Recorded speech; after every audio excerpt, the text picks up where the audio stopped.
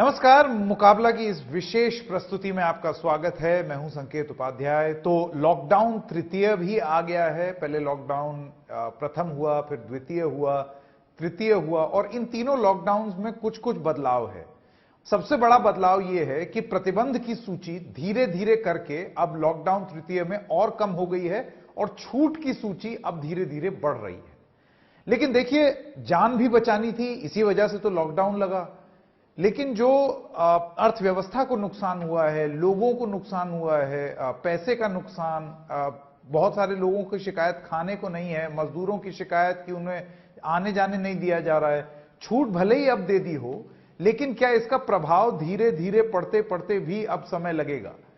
और ये जितनी रियायत दी है, इसका कोई एक मापदंड है कि कब तक सुधार होगा और कब तक अर्थव्यवस्था हमारे देश की पटरी पर आ जाएगी। क्योंकि कुछ अनुमान की अगर बात करें तो ये वर्ल्ड वॉर 2 के बाद उस स्केल का अर्थव्यवस्था का संकट है। आप किसी भी एक्सपर्ट से बात कर लें, सिर्फ हिंदुस्तान में नहीं, विश्व भर में। तो इससे कैसे निपटा जाएगा, इसी पर है हमारा आज का मुकाबला। और मुकाबला में जो सवाल हैं वो हैं ये: जीएसटी गिर गया है, नौकरी चली गई है, मजदूर जो हैं वो मजबूर हो गए हैं, कोर सेक्टर की ग्रोथ धड़ाम हो गई है, जिसके बारे में हम आपको अभी बताएंगे कि क्या हुआ। पर कोरोना से जान भी तो बचानी थी, जिस वजह से ये लॉकडाउन लागू हुए। लॉकडाउन जरूरी भी, पर सबसे बड़ी परेशानी भी। सरकार ने दी लॉकडाउन तृतीय में तमाम रियायत। और आज के मुकाबला में हमारा बड़ा सवाल: क्या मिल सकती है इससे अर्थव्यवस्था को राहत। मैं स्वागत करना चाहता हूं हमारे सब मेहमानों का। आज इस विशेष प्रस्तुति में गौरव वल्लभ, प्रवक्ता हैं कांग्रेस पार्टी के, हमारे साथ जुड़ गए हैं। अंजलि भारद्वाज सोशल एक्टिविस्ट हैं और को कन्वीनर हैं एनसीपीआरआई, वो भी जुड़ गई हैं हमारे साथ। ममता काले नेता हैं और को स्पोक्स पर्सन हैं भारतीय जनता पार्टी की। ममता जी, आपका भी स्वागत है इस कार्यक्रम में। Rajat Sethi, senior research fellow, India Foundation journal, आपका भी बहुत बहुत स्वागत है। शो का फॉर्मेट एकदम सिंपल। शुरुआत में 1-1 मिनट का शुरुआती वक्तव्य रखने का समय लोगों को दिया जाएगा और उसके बाद हम मुकाबला शुरू करेंगे। तो गौरव वल्लभ, आपका 1 मिनट शुरू होता है अब। देखिए, लॉकडाउन 1.0 जो था, उसमें प्रधानमंत्री जी टीवी पर आए और उन्होंने बोला कि संक्रमण को रोकने के, चेन को तोड़ने के लिए जरूरी है। 2 का कोई उद्देश्य नहीं बताया गया और 3 में तो माननीय प्रधानमंत्री जी आए भी नहीं, एक एमएचए का सर्कुलर आ गया और उसमें लॉकडाउन 3.0। हम बार बार ये पूछ रहे हैं कि आपकी एग्जिट स्ट्रेटेजी बताइए देश को कि कब आप लॉकडाउन खोलेंगे और कब एक्सटेंड पे एक्सटेंड करेंगे कि भाई इतने अगर संक्रमण हुए, इतने लाख टेस्टिंग हम प्लान कर रहे हैं, अगले 30 दिन में इतने लाख टेस्टिंग कर रहे हैं, उसके बारे में बताइए। और दूसरी बात, जो लोग जिनके पास राशन कार्ड नहीं है, जो एक अनुमान के मुताबिक, यूनाइटेड नेशन फूड प्रोग्राम के मुताबिक 2 करोड़ 22 लाख लोग हंगर पे आ चुके हैं, उनको राशन पहुंचाइए। जनधन खाते में, पीएम किसान खाते में डायरेक्ट बेनिफिट ट्रांसफर इमीडिएटली कीजिए 7,500 रुपए का। और तीसरी बात, पे चेक प्रोटेक्शन प्रोग्राम जरूरत है, क्योंकि भले वो एमएसएमई हो, बड़े कॉर्पोरेट हो, मीडियम कॉर्पोरेट हो, सब जगह छटनी की खबरें आ रही है। लोग या तो अपनी नौकरी गंवा रहे हैं या उनकी सैलरी कम हो रही। प्रोफेसर साहब, 1 मिनट कंप्लीट हो गया, आपकी बात हमने सुनी, शुरुआती वक्तव्य का 1 मिनट खत्म हो गया। अंजलि भारद्वाज, अब मैं आपके पास आना चाहता हूं, आपका 1 मिनट। देखिए, हमारे देश में अगर हम देखें तो 90% जो हमारी वर्कफोर्स है वो अनऑर्गेनाइज्ड सेक्टर में काम करती है। जब लॉकडाउन होता है तो उसमें कंप्लीटली सारी इकोनॉमिक एक्टिविटीज बंद हो गई हैं और लोगों के व्यवसाय का कोई साधन नहीं रहा है। लोगों के पास जो रोजमर्रा जाके अपनी व्यवसाय कमाते थे, डेली वेजर्स थे, वेंडर्स थे, उन सब का एकदम से जो है काम बंद हो चुका है। इनकम का कोई साधन नहीं रहा है। ये सब ऐसे लोग हैं जिनके पास सेविंग्स भी बहुत ज्यादा नहीं है, तो वो सेविंग्स खत्म हो चुकी हैं। और अब जो लॉकडाउन बढ़ रहा है, हम ये नहीं कह रहे कि लॉकडाउन नहीं होना चाहिए था या जरूरी नहीं है, पर हमारे जैसे देश में अगर लॉकडाउन होता है तो उसके लिए प्रॉपर प्लानिंग नहीं होगी, तो जो सबसे अंत गरीब लोग हैं, हाशिए पे रहने वाले लोग हैं, उन्हें इसका सबसे बुरा असर झेलना पड़ता है, और वो हम देख रहे हैं कि वो झेल रहे हैं। जो तस्वीरें हैं माइग्रेंट वर्कर्स इस तरीके से लगातार चलते जा रहे हैं, वापस जा रहे हैं, वो इसीलिए है क्योंकि उनके पास कोई पैसा नहीं बचा है और प्लानिंग जो है वो बहुत प्रॉब्लमैटिक रही है। जी मैं आता हूं आपके पास अंजलि जी, 1 मिनट का समय खत्म हो गया है। ममता काले, भारतीय जनता पार्टी से ममता काले, आपका 1 मिनट। जी धन्यवाद संकेत। सबसे पहले ये बोलना चाहती हूँ कि जिस भारतवर्ष को हिंदुस्तान को विश्व के अंदर लोग ये कह करके कहते थे कि यहाँ पर जो है ह्यूमन लाइव्स यानी कि इंसानी जिंदगियां बड़ी सस्ती हैं, इस कहावत को आज के हमारे माननीय प्रधानमंत्री ने बिल्कुल उल्टा साबित कर दिया है। आज जब कोविड-19 जैसी महामारी ने पूरे विश्व को और विकसित राष्ट्रों को जमीन में धूल चटवा दी, हिंदुस्तान विकासशील राष्ट्र होने के बावजूद एक ऐसा राष्ट्र है जिस पर इसने बहुत ही कम असर किया है। जहां पर आज के दिन पर हम देखें तो 65,000 से ऊपर यूएस जैसे राष्ट्र में मृत्यु हो चुकी हैं और लाखों लाख लोग वहां पर कोविड पॉजिटिव हैं। हिंदुस्तान का आंकड़ा आप भी जानते हैं, मैं भी जानती हूं और पूरा विश्व जानता है। और यही कारण क्योंकि माननीय मोदी जी ने लॉकडाउन का जो पहला निर्णय था, दूसरा निर्णय था, वो समय पर लिया, अपने लोगों की जान बचाई, हर चीज से ऊपर हिंदुस्तान के नागरिक उनकी जिंदगियों को रखा। भारतवर्ष के प्रधानमंत्री की और हिंदुस्तान से बहुत लोगों ने सीख ली। WHO ने तारीफ करी, विश्व ने तारीफ करी और आज हम एक हाँ ममता जी, आता हूं आपके पास। ये 1 मिनट का जो शुरुआती वक्तव्य का समय था वो खत्म हो गया। मुझे लगता है जिस तरीके से लोग बोलते हैं पैशनेटली, 1 मिनट से बढ़ा के 1.5 मिनट करना पड़ेगा। रजत सेठी, 1 मिनट आपका। संकेत जी, 2-3 चीजें हैं। पहली चीज कि इसका नाम जरूर लॉकडाउन 3.0 दिया जा रहा है, लेकिन हम सब देखेंगे कि सोमवार से काफी ज्यादा रियायतें दी गई हैं। रेड जोन जो है, जैसे दिल्ली, मुंबई जैसे बड़े शहर हैं, वहां पर भी 33% लोग अपने कामों में रोटेशन से जा सकते हैं। तो ये इसको लॉकडाउन 3.0 बोलना ये भी अपने आप में गलती होगी। दूसरी चीज ये है कि जब लॉकडाउन शुरू हुआ था तो हमारे यहाँ पे संक्रमण का जो दर था वो लगभग 3 दिन में दुगना हो रहा था। आज वो बढ़ते बढ़ते 15 दिन में दुगना हो रहा है। तो ऐसा लगता है कि आगे की जो ये थोड़े बहुत रिस्ट्रिक्शन रेड जोन में रखे गए हैं अगले 2 हफ्तों के लिए, उसमें ये डबलिंग की जो संख्या है अगर 15 से 20 होती है और जो जिसको रेशियो को क्रिटिकल रेशियो बोलते हैं कि एक पेशेंट कितनों को इन्फेक्ट कर सकता है, वो अगर 1.1 तक आ जाता है या उससे नीचे आ जाता है तो संक्रमण के ऊपर में आप अच्छा खासा उस पर कंट्रोल कर पाएंगे और उसके बाद स्थिति जान भी रहेगी और जहान भी रहेगा। तो मुझे लगता है कि बहुत प्लानिंग के साथ और सोच समझ के साथ ये बैलेंसिंग एक्ट किया गया है। ये बैलेंसिंग एक्ट किया गया है। जी बिल्कुल रजत सेठी, आपका भी बहुत बहुत धन्यवाद। तो चारों वक्ताओं के शुरुआती वक्तव्य पूरे हो गए हैं। आपने ये क्या बात बोलेंगे उसका आपको एक रफ आइडिया में हो गया है। मुकाबला शुरू करेंगे एक छोटे से ब्रेक के बाद, जिस मुकाबले में हमारा सवाल मैं एक बार फिर से दोहरा दूं, सरकार ने दी लॉकडाउन 3 में तमाम रियायत और क्या मिल सकती है इससे अर्थव्यवस्था को राहत, क्योंकि हमने देखा कि बहुत सारी रियायतों को लेकर के भी एक कंफ्यूजन है कि जब मजदूर जा रहे हैं अपने अपने घर, जब उनको इजाजत दे दी है और फिर आप यहां इंडस्ट्री खोल देंगे, जब मजदूर चले जाएंगे तो काम कौन करेगा। इस तरीके के बहुत सारे महत्वपूर्ण सवाल हैं। एक छोटे से ब्रेक के लिए रुकते हैं, अभी हाजिर होते हैं मुकाबला के साथ।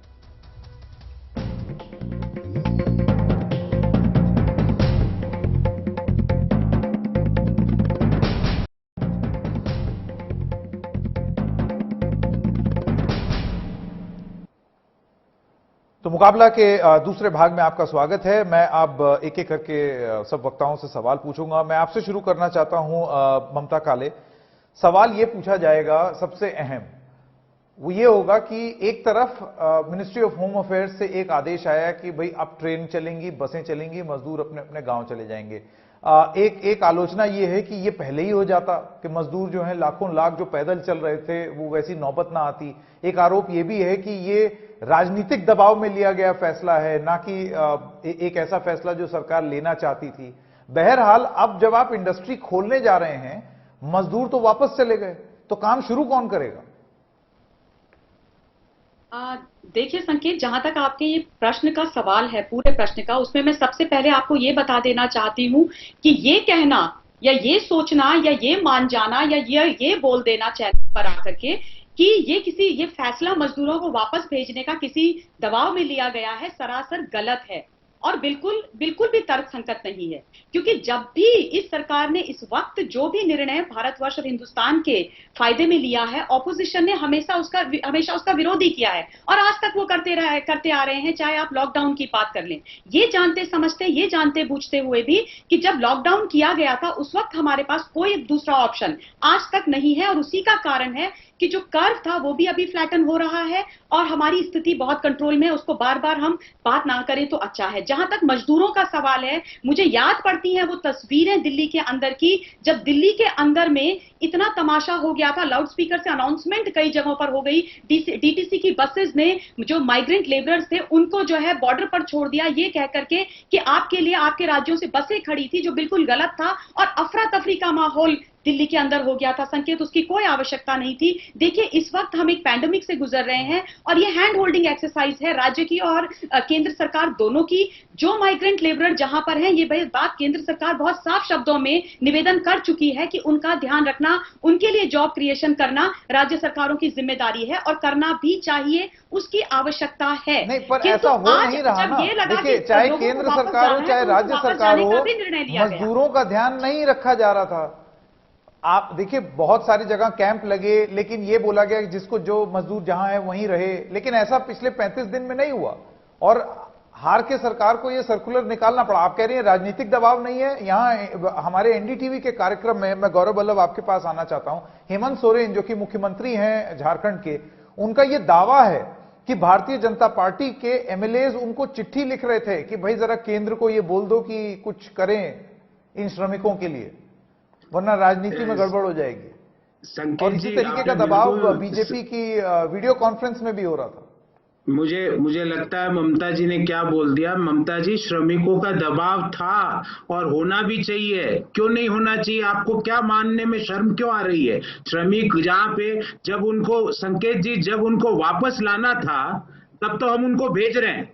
होना क्या चाहिए था संकेत जी कि लॉकडाउन 1.0 के पहले उनको भेजना चाहिए था।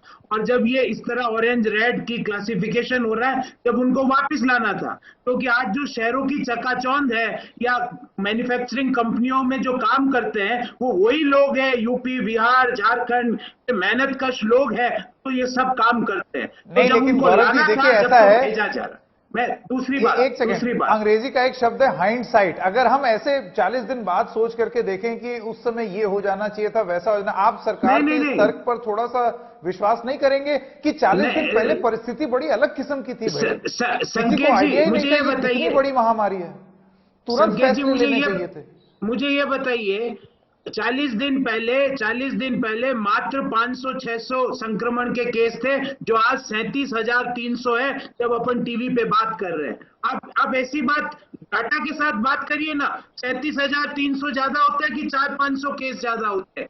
आप ये बताइए कि संक्रमण फैला है 40 दिन में कि कम हुआ? प्लीज मुझे बोलने दीजिए। मैं आपके बीच में कभी नहीं बोला। मैम आराम से मैम, आपको पूरा समय देंगे सब लोग।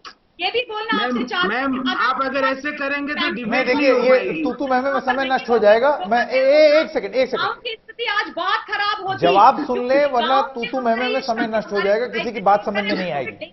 दूसरी, पूरे के पूरे गांव तबाह कर देंगे, उसकी चिंता नहीं है आपको? संकेत, ममता जी एक सेकंड, मैं बात खत्म कर लूं, उसके बाद और 2 मेहमानों पे भी जाना है। हाँ संकेत जी, तो मैं पहली बात कह रहा था, जब जल्दी से 30 सेकंड में बात कर, जल्दी से, जब भेजने का समय था जब तो कुछ किया नहीं, और जब लाने का समय था है जब भेजा जा रहा है। दूसरी बात, उद्योगों में डिमांड कैसे क्रिएट करोगे आप संकेत जी? डिमांड क्रिएट करने के लिए लोगों के हाथ में पैसा पहुंचाना पड़ेगा। आप तो लोगों का डीए काट रहे हो, आप तो लोगों के पीपीएफ का ब्याज काट रहे हो, और कर कह रहे हो डीए को काट के कर कह रहे हो संकेत जी, प्रधानमंत्री जी अपने लिए मोदी महल बना रहे हैं। तो सेंट्रल विस्टा प्रोजेक्ट है, अपने लिए 8,000 करोड़ का हवाई जहाज खरीद रहे हैं। ये बजट काट के मोदी महल बनाया जा रहा है। ये कौन सी आपदा से लड़ने का तरीका है? मैं मैम से बोलूंगा, बोल रही थी एक सेकंड, क्योंकि आपने ये आरोप लगा दिए हैं, सेंट्रल विस्टा प्रोजेक्ट जो है वो इस कोरोना वायरस महामारी से पहले का कमीशन किया हुआ प्रोजेक्ट था, हालांकि उस पर भी ये सवाल उठ रहे हैं कि उसको कैंसिल क्यों नहीं कर दिया जाता है। ममता काले, जल्दी से, क्योंकि आरोप सीधा बीजेपी पे है, जल्दी से 30 सेकंड में आपका राइट टू रिप्लाई, मुझे और 2 मेहमानों पे भी जाना है। जी, थैंक यू वेरी मच संकेत। प्रायोरिटीज ठीक नहीं है आपकी, ऐसा आरोप लगा है। मैं गौरव जी को सबसे पहले ये कहना चाहती हूँ कि ये जो राजनीति खेल रहे हैं ना, इसे कहते हैं विनाशकाले विपरीत बुद्धि और भ्रष्ट बुद्धि होना। इनको ये जानकारी हो जानी चाहिए कि हम एक अनसीन एनिमी से लड़ रहे हैं, और जब ये महामारी भारतवर्ष के अंदर आई उस वक्त हमें ये तक नहीं पता था कि इसकी स्थिति क्या है और क्या होने वाली है। उस वक्त अगर इन माइग्रेंट लेबरर्स को जहां है वहां नहीं रुकने का निवेदन किया जाता तो गांव जो हमारे वेल इक्विप्ड नहीं है मेडिकल फैसिलिटीज, मैं कार्यक्रम में आगे बढ़ रहा हूं, मैं कार्यक्रम में आगे बढ़ रहा हूं, मैं रजत सेठी और अंजलि भारद्वाज के पास, एक सेकंड। क्या इन्होंने महाराष्ट्र में माइग्रेंट लेबरर्स को रोका? इन्होंने बांद्रा में क्या किया? इन्होंने एनसीपी के एक लीडर ने सारे के सारे माइग्रेंट लेबरर्स रोड पर लेकर के आ गए। इतनी गंदी राजनीति करते। और एक चीज और याद दिलाना चाहती हूँ संकेत इनको मैं, कि रणदीप सुरजेवाला ने जिंद के अंदर किसानों को सड़क पर बुला करके एक सेकंड, मैं देखिए आरोप प्रत्यारोप शुरू हो जाएगा तो उसी में समय निकल जाएगा। मुझे कंस्ट्रक्टिव मुकाबला चाहिए। एक सेकंड, एक सकारात्मक मुकाबला बहुत जरूरी है इस वक्त, क्योंकि अगर तू मैं शुरू हो गई कि कांग्रेस ने ये कहा, बीजेपी ने ये कहा, तो गया प्रोग्राम पानी में। मैं अब अंजलि भारद्वाज, एक सेकंड, गौरव वल्लभ और ममता काले, एक सेकंड, मेरे और 2 मेहमानों के पास जाना चाहता हूं, अंजलि भारद्वाज और रजत सेठी। अंजलि जी, आपसे शुरू करते हैं।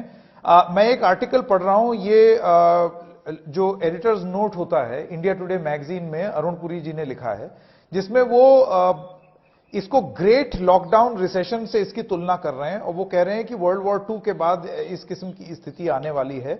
उसमें उनका ये असेसमेंट है, और वो फैक्ट्स और फिगर्स देकर के असेसमेंट दे रहे हैं कि हमको इस महामारी और उसके अर्थव्यवस्था के संकट से जो कृषि क्षेत्र है वो निकाल सकता है, क्योंकि फसल बंपर हो रही है। तो ये भले ही इंडस्ट्री बैठ जाए, जो कि एक मेजर कंट्रीब्यूटर है जीडीपी का, लेकिन जिस तरीके के आंकड़े आ रहे हैं उससे ऐसे लगता है कि अगर आपने कृषि क्षेत्र पे जोर दिया सरकार ने, तो हो सकता है आगे चल के आपकी अर्थव्यवस्था और इकोनॉमी को उभारने में फार्मिंग सेक्टर या कृषि क्षेत्र सबसे ज्यादा अहम भूमिका निभा सकता है। आप कैसे मानती हैं इसे? देखिए, बहुत जरूरी बात है, और कृषि क्षेत्र में जिस तरीके की आपने सही कहा कि बम्पर क्रॉप भी चल रही है, अभी भी जो हार्वेस्ट हुआ है, और अगर हम देखें तो हमारे गोदामों में, एफसीआई के गोदामों में, फूड कॉर्पोरेशन ऑफ इंडिया के गोदामों में एक रिकॉर्ड हाई स्टॉक्स का फिगर है। अब इससे बहुत सारी चीजें जुड़ती हैं। यदि प्लानिंग सही से हो तो ये सेक्टर जो है, और जिसमें बहुत एक बड़ा हमारे देश का परसेंटेज जो पॉपुलेशन का है वो उसमें जुड़ा भी है, तो उससे एक आर्थिक जो हमारी स्थिति बनी हुई है उससे बचने का एक तरीका ये जरूर हो सकता है, पर उसके लिए प्लानिंग बहुत करनी पड़ेगी। अब मैं इसमें 2-3 चीजें जोड़ना चाहती हूँ। देखिए, ऐसा नहीं है कि ये जो महामारी है हमारे देश से ही शुरू हुई। हमारे पास पहले लॉकडाउन 1.0 से पहले भी 2.5 महीने का समय था। प्लानिंग होनी चाहिए थी। केंद्र सरकार, राज्य सरकारों में, फेडरल देश है हमारा, स्ट्रक्चर है देश का, प्लानिंग की जरूरत थी। सब मिलकर तैयारी करते कि ये जो लॉकडाउन होगा इसका जो आर्थिक लोगों के ऊपर जो प्रभाव पड़ेगा, इसे कैसे डील किया जाए। अनफॉर्चुनेटली वो प्लानिंग नहीं हुई, और उसका हमने नतीजा देखा कि लोग किस तरह से क्राइसिस में हैं, एक डेस्टिट्यूशन की हालत है लोगों की। अब आगे जाते हुए, लॉकडाउन 3 के बाद भी आगे जाते हुए प्लानिंग बहुत जरूरी है।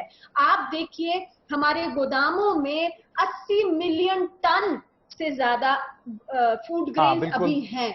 इनको बांटा जाए जिससे, और आगे भी बम्पर फसल होने की उम्मीद है। बिल्कुल, जिससे कि लोग भूखमरी की स्थिति में, भूखे बच्चे ना सोए हमारे देश में, ये बहुत कामगार आ सकता है। और इसको अगर सही से बहुत जल्दी किया जाए, आपने बड़ी अहम एक बात उठाई। मैं रजत सेठी के पास जाना चाहता हूं।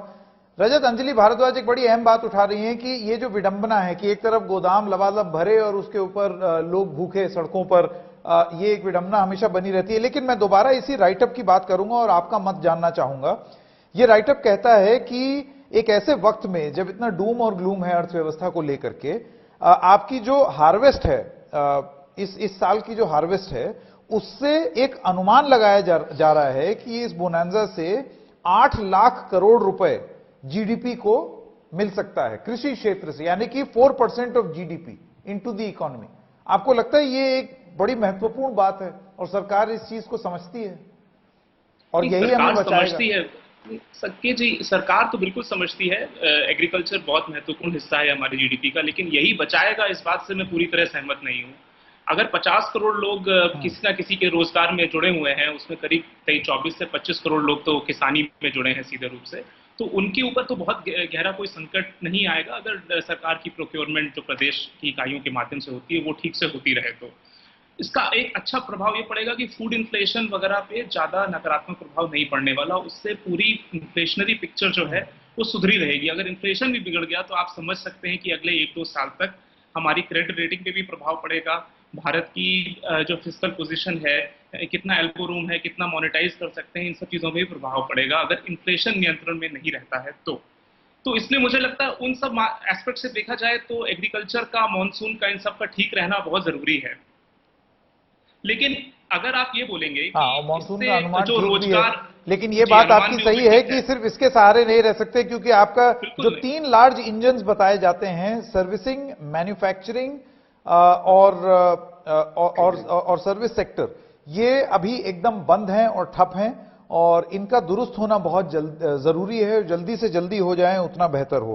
मैं एक छोटे से ब्रेक के लिए रुक रहा हूं और जब ब्रेक के बाद वापस आएंगे तब हम इस पर और आगे चर्चा जारी रखेंगे। अर्थव्यवस्था को दुरुस्त करने में लॉकडाउन तृतीय के बाद आगे लॉन्ग टर्म सोचना होगा, जान बचाते हुए लाइवलीहुड के बारे में भी सोचना होगा। गौरव वल्लभ के पास भी जाएंगे और ममता काले के पास भी जाएंगे। एक छोटे से ब्रेक के लिए रुक रहे हैं, अभी हाजिर होते हैं।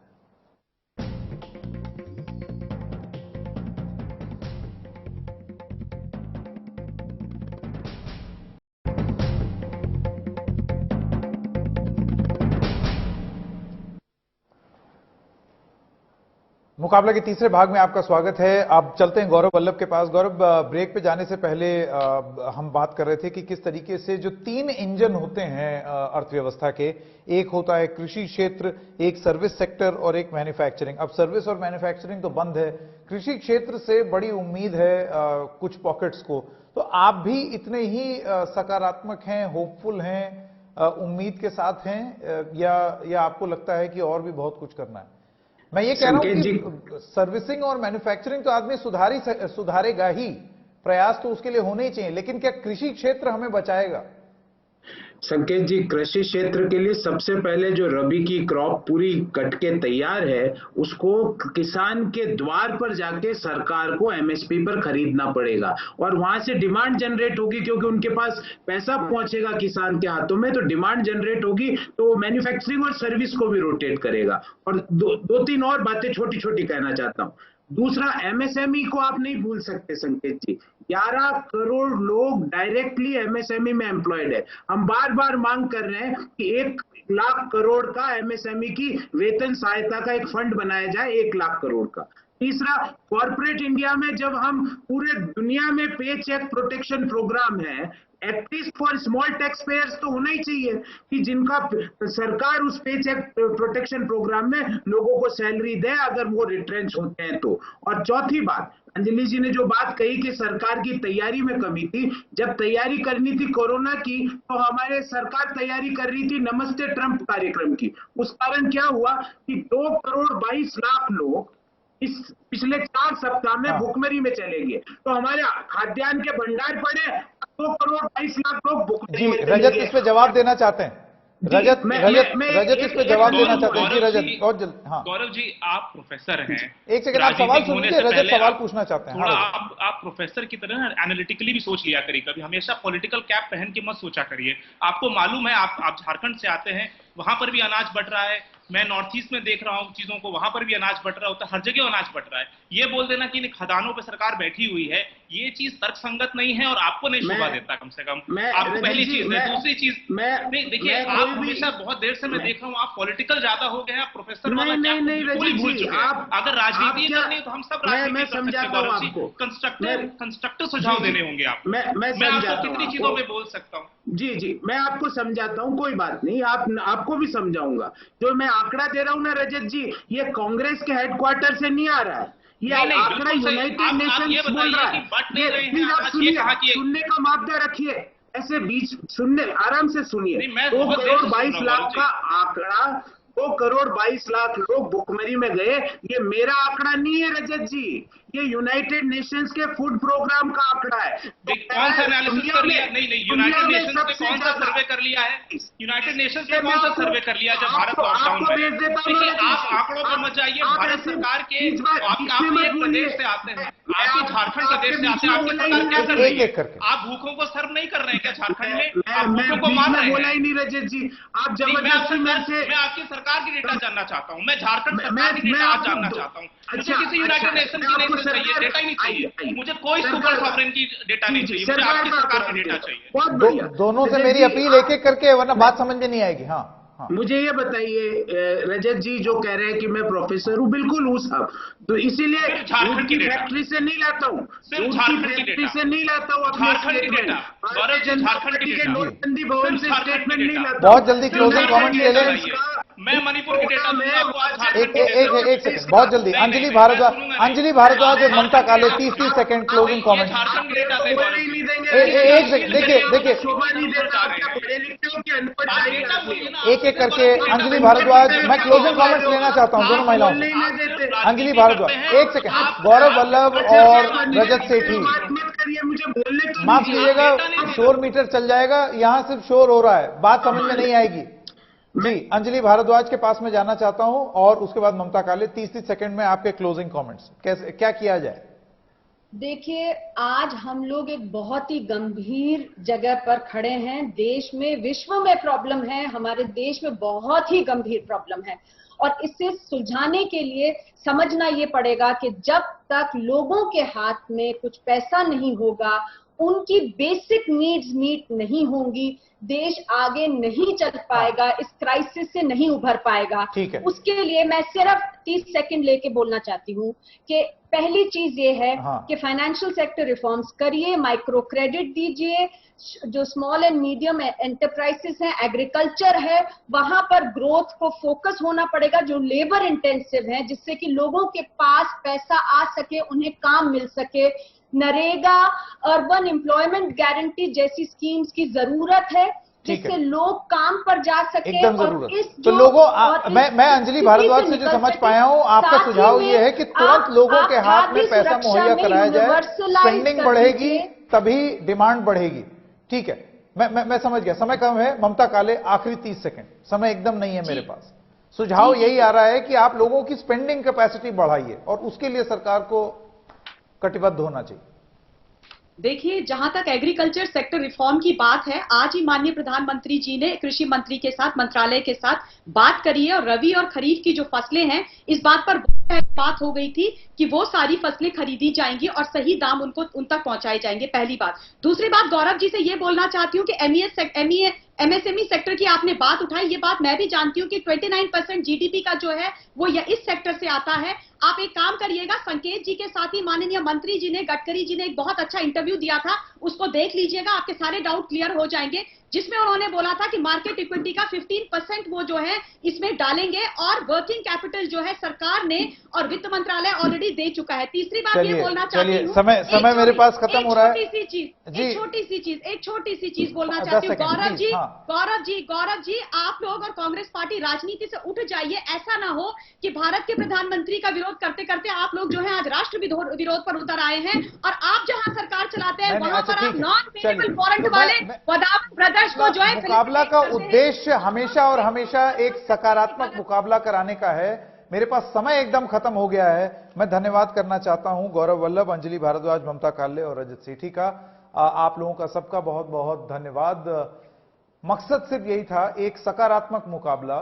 लॉकडाउन तृतीय में अब जब आ रहे हैं, जिसमें छूट ज्यादा है, रियायत ज्यादा है, ऐसे वक्त में इकोनॉमी को, यानी कि अर्थव्यवस्था को आप पटरी पे कैसे लाएंगे, क्योंकि वो बहुत बुरी तरीके से पटरी से उतरी है, और ये हम सब जानते हैं। कुछ दिक्कतें भी हुई, सामना किया, बहुत दिक्कतों का सामना हुआ, ये भी जानते हैं। पटरी पे कैसे लाएंगे, उसके सुझावों पर अब मुकाबला और चर्चा होना बहुत जरूरी है। छोटे से ब्रेक के लिए रुक रहे हैं, खबरें जारी रहेंगी।